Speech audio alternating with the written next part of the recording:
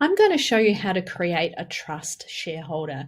Trusts are a little bit more difficult to set up than other shareholder types, such as individual or company.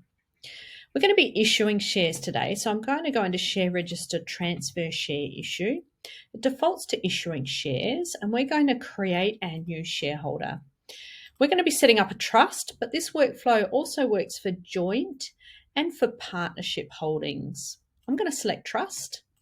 And then I'm going to scroll down to the bottom of my form to the direct parties section.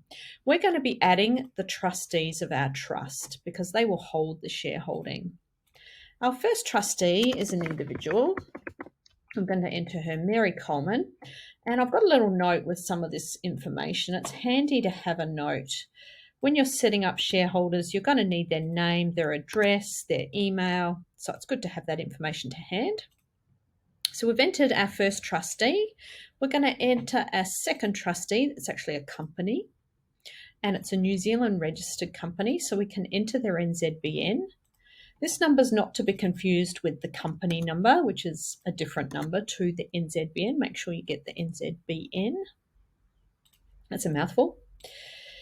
Our shareholder, the company, is called Cleveland Trustees Limited, so we're going to pop in their name, and we're also going to need their address. Anil. I'm going to save them. So we've now got the two trustees of our trust set up as our direct parties.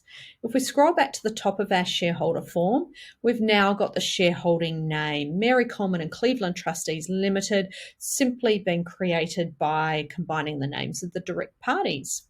We can now fill out the rest of this form. So we want the email address for the trust. I'm going to pop that in there. This is a New Zealand shareholder, so we can pop in the location settings and we can pop in the address as well. There we go. Having got all our information in, we can now save, and we've got our new shareholder set up.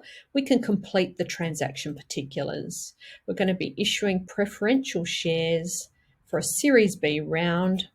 500 shares at a price of $2.50. Share price is optional, but it's great to pop that in. And we're going to backdate that to Monday, the 22nd of August. I'm going to continue. If this information is correct, then you can confirm the transaction and it will be completed. Now with trusts, there is one extra thing that I do like to do. I'm going to pop back to my shareholders list. I'm going to locate my new shareholder. Here they are here. I'm going to go to the edit button, and what I want to do is pop in the name of the trust. So this is the Coleman Family Trust. We're going to pop that into the alias field to store the trust name. So I'm just going to do a save on that.